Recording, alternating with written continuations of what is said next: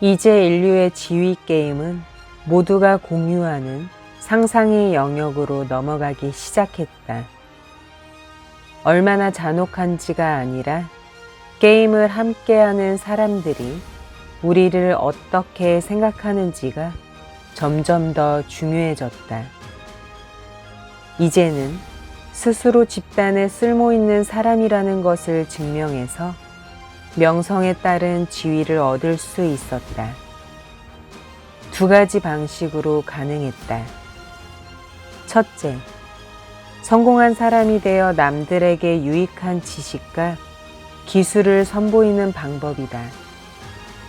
훌륭한 이야기를 들려주거나 미래를 정확히 예측하거나 사냥을 잘하거나 마법사가 되거나 도구를 잘 만들거나 짐승의 흔적을 잘 추적하거나 꼴을 잘 찾아내는 사람이 되는 것이다.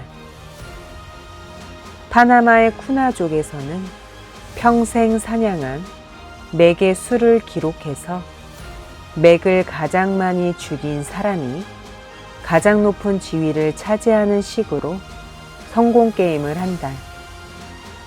마찬가지로 토러스 해협의 메리엄족에서는 거북이를 가장 잘 잡는 사람이 마을 장로들에게 존중받고 그의 의견은 공적 모임과 사적 다툼에서 더 지지를 받는다.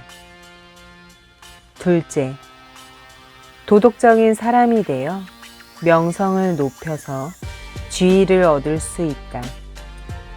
집단의 이익에 도움이 되는 신념이나 행동을 보여주는 방식이다. 이 유형의 지위는 공공선에 관심을 보이거나 집단에 헌신하거나 집단의 규칙을 따르는 사람에게 돌아간다. 게임에 함께하는 사람들에게 용기를 불어넣거나 너그러운 사람으로 인정받아도 지위가 올라간다.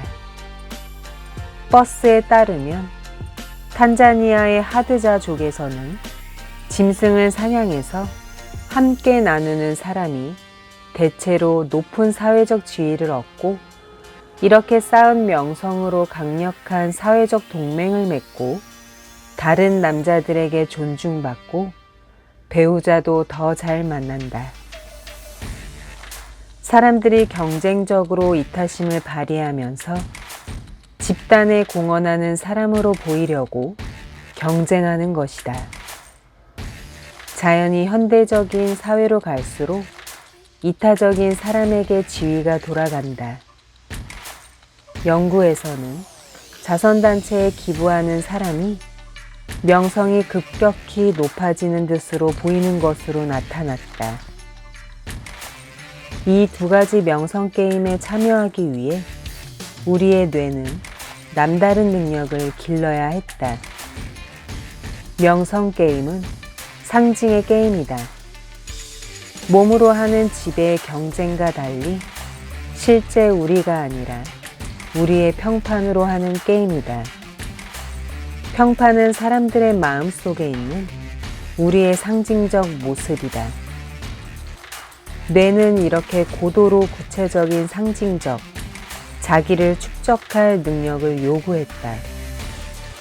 우리의 신경계에는 우리가 마음대로 소환할 수 있을 만큼 생생한 타인의 환영이 가득하다.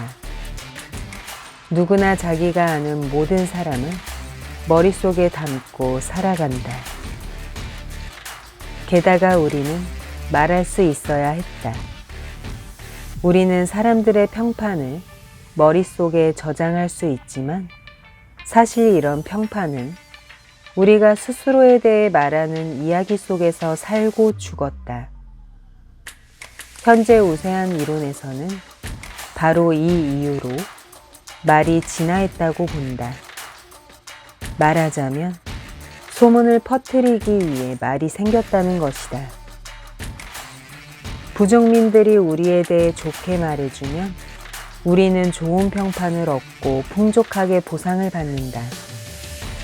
하지만 사람들이 우리를 나쁘게 말하면 우리의 지위는 떨어지고 처벌도 받을 수 있다. 소문을 나누는 행위로도 지위를 얻을 수 있다.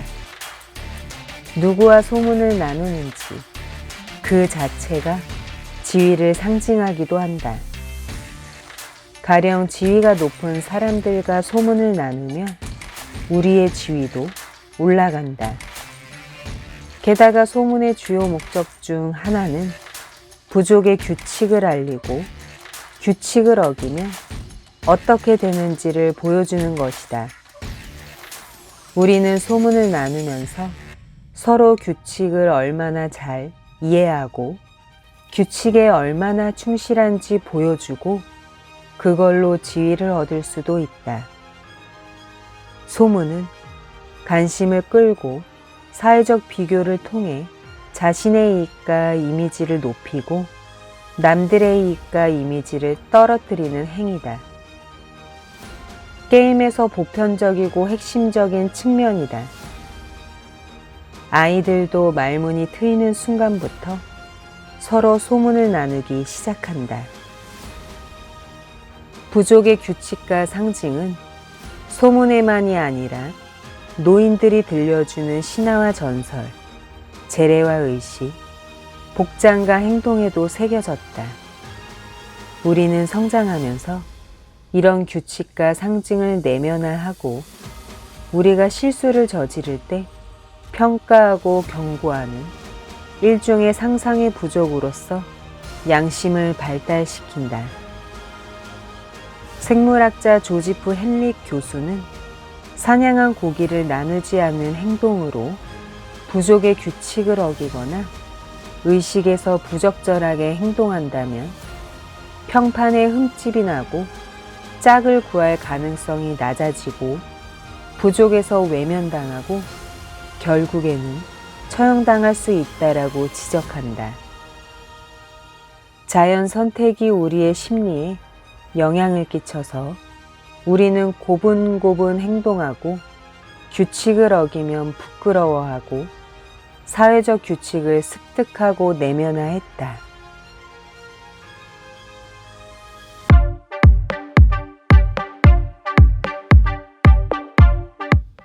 지위의 역학관계에서 핵심은 영향력이다.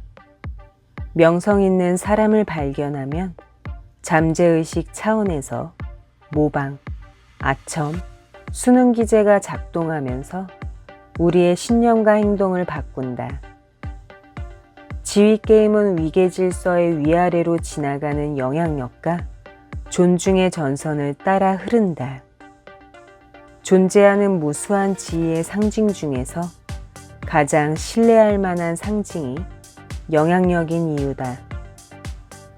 흔히 돈이나 사치품이 개인의 지위를 드러내는 가장 선명한 상징이라고 여기지만 세계 최고 지위의 수도승은 월스트리트의 초보 은행가보다 재산이 적고 에르메스 넥타이를 적게 가졌을 수도 있다. 하지만 영향력은 다르다. 물론 영향력이 지위를 보여주는 완벽한 신호는 아니다. 지위가 낮은 사람이 소문이나 아첨이나 거짓말로 남들에게 영향력을 행사할 수도 있다. 하지만 이런 영향력은 일시적이고 뻔한 결과를 낳는다. 소규모 사회에서도 한 사람의 지위는 대개 그가 끼치는 영향력으로 드러난다. 영향력은 힘을 보여주어야 하는 지배게임과 사람들이 명성을 부여하는 명성게임에서 유용한 신호다. 영향력의 흔적을 따라가 보면 지위게임이 어떻게 일어나고 그들이 어떻게 승리하는지 이해할 것이다. 우리는 흔히 영향을 얼마나 끼칠 수 있는지를 기준으로 우리의 지위를 측정한다. 우리의 지위 탐지 체계는 사람들의 행동, 몸짓, 언어, 어조 같은 미묘한 지표로 우리가 남에게 얼마나 존중받는지 계속 추적한다. 그래서 우리의 생각이나 취향이나 의견이 거부당하면 불쾌감을 느낀다. 인간의 삶이 철저히 합리적이라면 우리의 의견이 거부당해도 아무런 감정을 느끼지 않고 그저 최선이 아닌 결정이 내려지는 점만 우려할 것이다. 집단 내 의견 차이는 집단의 철두철미함을 보여주는 신호로 기쁘게 받아들일 수도 있을 것이다. 하지만 우리는 남들 앞에서, 특히 지위가 높은 사람이 보는 자리에서 영향을 끼치려고 시도하고 실패하면 화를 내고 억울해하고 복수심을 품기도 한다. 그럴 때 우리는 더 원시적인 게임으로 넘어간다. 유능함을 보여주는 것이 아니라 지배 행위로 지위를 얻으려 한다.